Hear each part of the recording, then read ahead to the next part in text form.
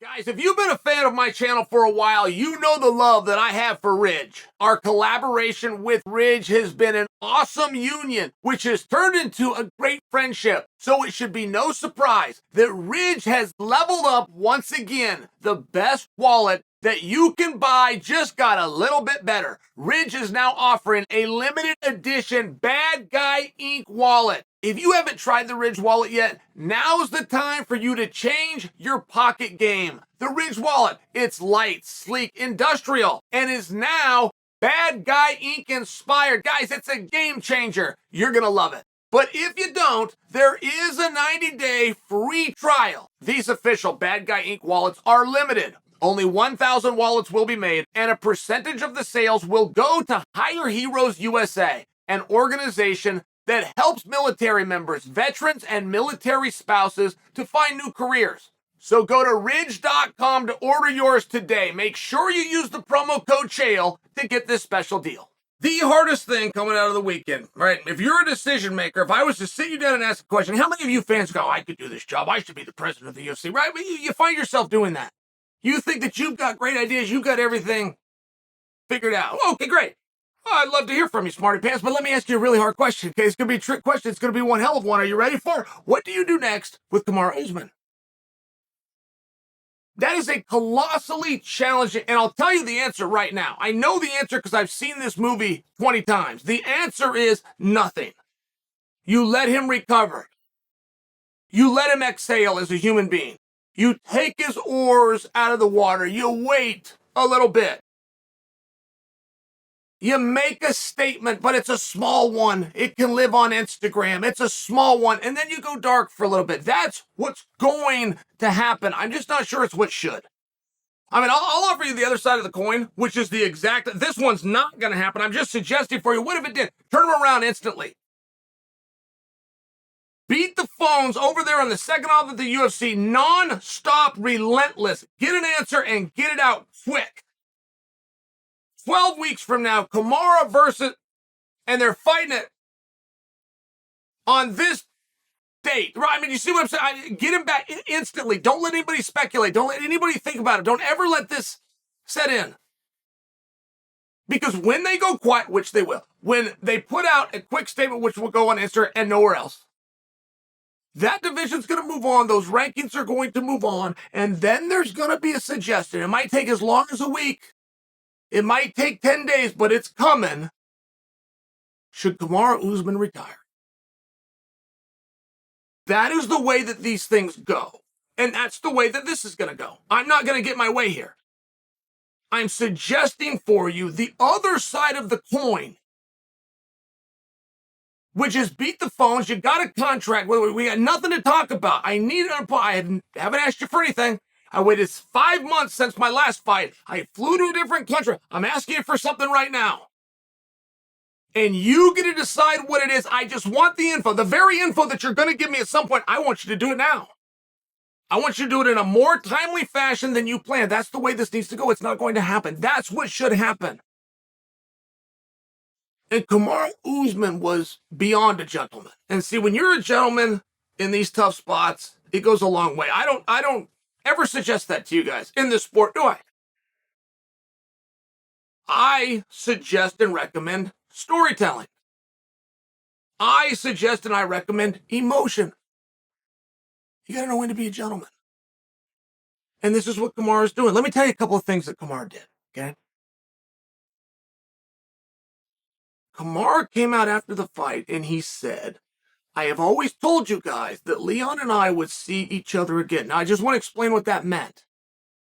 He's not talking about the night the head kick was heard around the world. He's talking about way back in yesteryear when both these guys are undercardsmen and they met up and Kamaru felt him.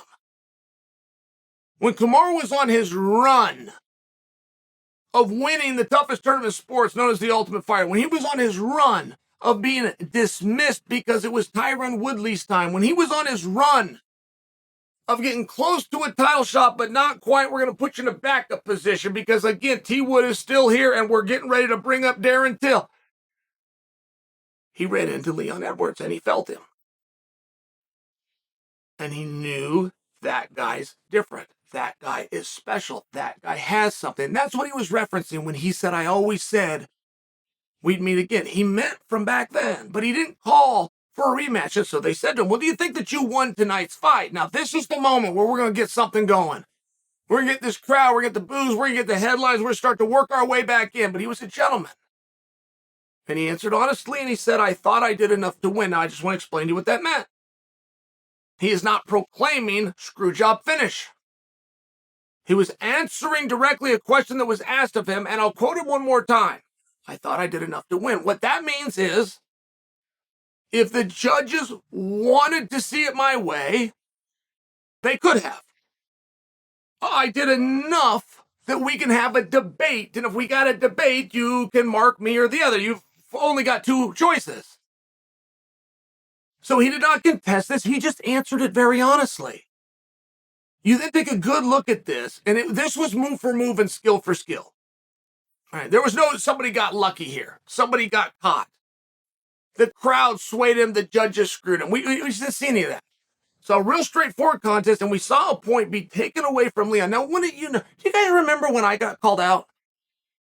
Do you remember when they were giving me a hard time? I am very into telling it the way that it happened. These videos are going to be seen years from now. And it's important that when somebody sees them, they can rely on it, at least to me. When Kamaru and Leon fought the second time, right? The last time to this one, the head kick heard around the world. I got to reference that because you guys forget that they fought a time before that. Y'all think the head kick around the world was the first time. We got a lot of new fans. I'm not bagging. But I got to be specific. Leon cheated. Lots. He cheated lots and lots. He cheated so many times that I lost track. He cheated so many times that the announcers, who never call out cheats, called it out 3 times. He cheated so many times that the referee that lets a lot of this stuff slide finally stepped in because he couldn't let it slide. And I pointed this out. I pointed out that he was getting frustrated in that fight. That the frustration was showing even within a bending of the rules. I got called out for it. Said it was unfair. And now you see this fight in home territory, and the referee called him out for cheating and took a point away. So it just would seem as though, as the story goes along, we need to revisit a few things, including challenging my analysis by saying he broke the rules. Now, cheating is a very strong word, isn't it? It's almost a pejorative. I don't disagree with that. And while cheating by definition does not involve intent, it's what we mean when we speak, doesn't it? And Leon wasn't looking to be a scumbag. But he was looking to stay on his feet against a guy whose background is wrestling, against an opponent who on 2 separate nights has out-wrestled him. And he did something against the rule that was so egregious that a referee in a world title fight, right? If you have a point taken away from you and you're in a 3-round fight, you just decided to fight. And I get mathematically not quite. Well, show me an example where it wasn't. Show me an example in a 3-round fight where a point was taken away and the guy who was punished won. Go ahead. Go ahead. You could do it. They're out there. But I proved my point. In a 5-round fight, it is almost as equally difficult to do. So we had a point taken away in a guy's hometown, and he still went on to win the decision, and nobody's complaining. Nobody's arguing, and nobody's saying it's controversial. This includes me. I'm not looking to relive something here. I am going to defend myself because I saw this the first time. I followed Chael's own code, which is to say what you saw and say what happened. And I said that Leon broke the rules. And the public was told that that was unfair for me to say. But here they are again. And a point was taken away by a referee after multiple warnings. I know you don't want to call it cheating. I get that. But do you admit now that I was right?